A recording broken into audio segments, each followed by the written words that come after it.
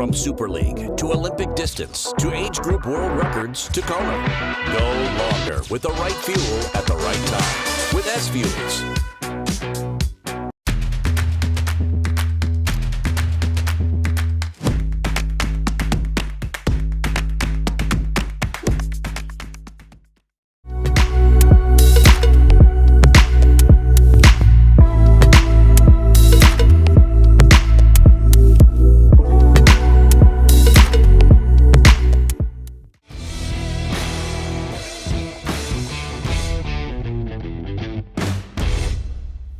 Hey everybody, welcome to Breakfast with Bob from beautiful St. George, Utah.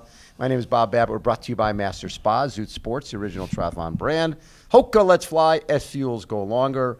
Biostarks.com. Use the code BWB10 for a 10% discount. Quintanaroo, Form Smart Swim Goggles, Zions Bank, Premium Plus Sports, and of course, our Challenged Athletes Foundation. Our next guest, four-time Escape from Alcatraz champion, Mr. Ben Kanute, joins us. How you doing, Benny? I'm doing great. Thanks for having me. Always a pleasure, man. I was looking. We go back a lot of years, man. We've been chatting a long time. Yeah, we have. They're always good.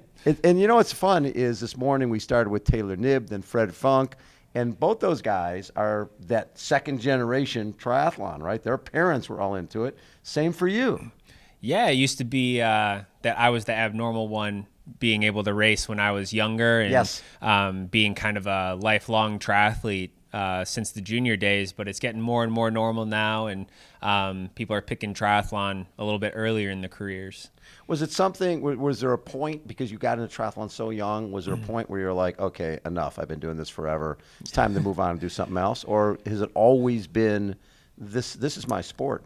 No, I think I've always felt that triathlon is my sport, and I think it started off that I was just having fun at the beginning. You're a kid. I mean, it's fun when you're pretty successful, like somewhat early on, but also like, you know, it was kind of up and down, but it was the team that I was a part of and just the people around me, and just kept getting drawn back to the sport. And have had some times in my career where, you know, get pretty close to burnout, but yeah, I've always been able to bring it back to like, the sport is fun. What I get to do is a lot of fun, and I'm super lucky to do it, and just to really embrace that, especially recently. So when I look back at the magic moments from your career, one of those happened 70.3 Worlds, right? We're talking Chattanooga. Yeah. And you're leading that thing, and you got Javier Gomez back there, and put Javi in a position where if he didn't run as fast as he runs, you end up stealing. Because I don't think a lot of people were talking about Ben Kanute going into that race. You end up winning the 70.3 Worlds. But getting a silver there, how cool was that for really creating awareness for who you were? Oh, I mean, I think it was just like the aligning of the stars. Like I had an amazing race there. It was super strong. I don't think it was any surprise to my team around me. No. And it was just, yeah, it's just really fun to lead a race and to be able to go out there and push hard and be able to do that. And it's funny that you bring up Chattanooga, because I keep drawing a lot of parallels to that race and then the lead into this race as well. And yeah, I really enjoyed that training block, and just, it was a lot of fun to just dig deep, push myself, and found a whole new level of training. And I just feel like that's kind of where I'm at right now. It's been a really good training block. And again, just kind of, like you said, like nobody was talking about me in Chattanooga. I don't think anybody's talking about me coming into this race with sport has a short memory, and I haven't done anything for anybody, you know, in the middle part of the season, even if I started off relatively strong. So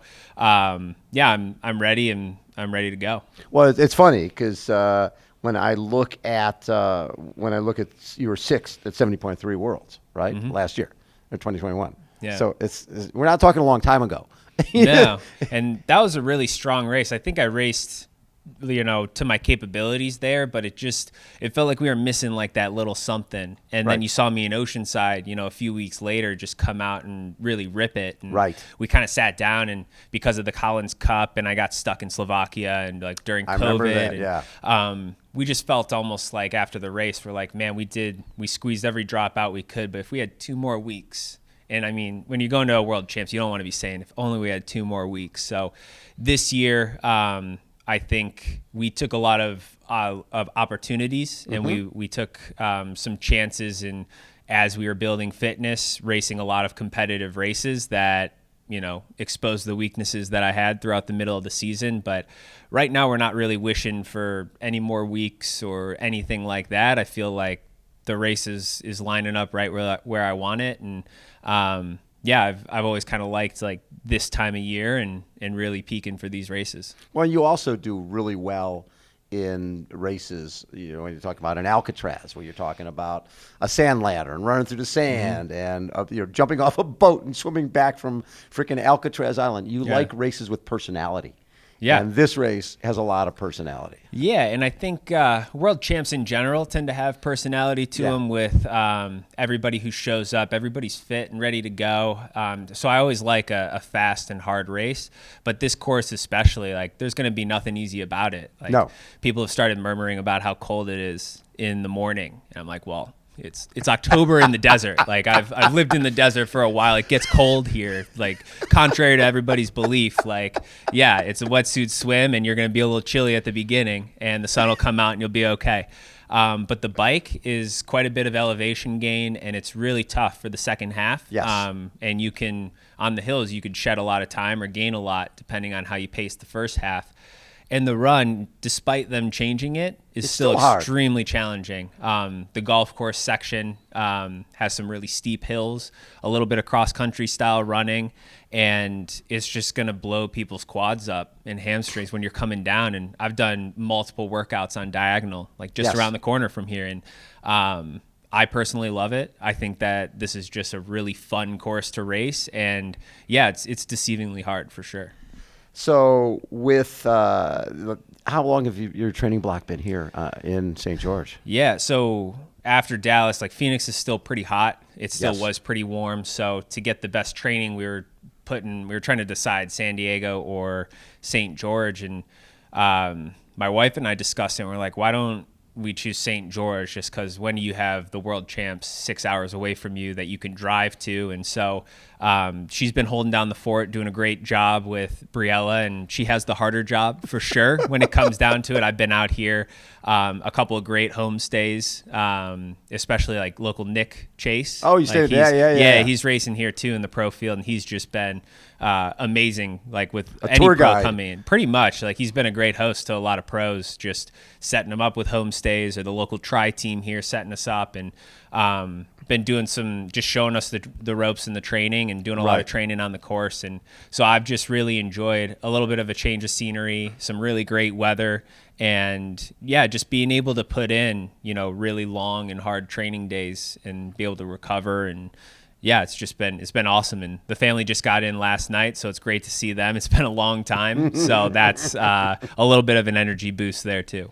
Is it hard to be patient when okay, I'm going into these races and I want to be great, but I want to be great at the end of the season. When you go to these races, and when you can't fake it. When you go to the Canadian Open, U.S. Open, those fields are as deep as you're ever going to get.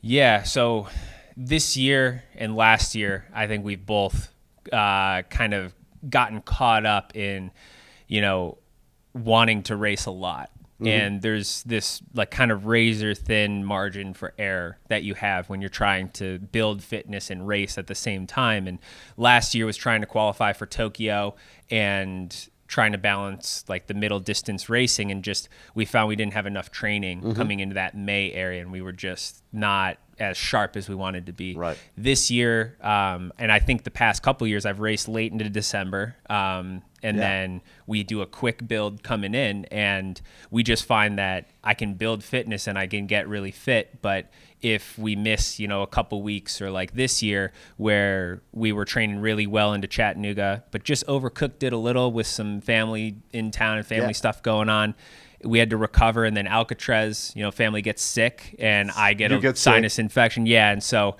what you think is a cold is actually a sinus infection. And so that took a week after Alcatraz. All of a sudden you have 2 or 3 weeks where you're doing very minimal training, and you got 4 weeks till Edmonton, which is basically a world champs in the middle of the year. It really is. Yeah. Yeah. And so that I was doing good workouts into there, but I wasn't at that, sustained, threshold where, like, if I crossed the red line, it's like my body just blew up. Right. And so I spent, 3 hours on that course contemplating, where my fitness was.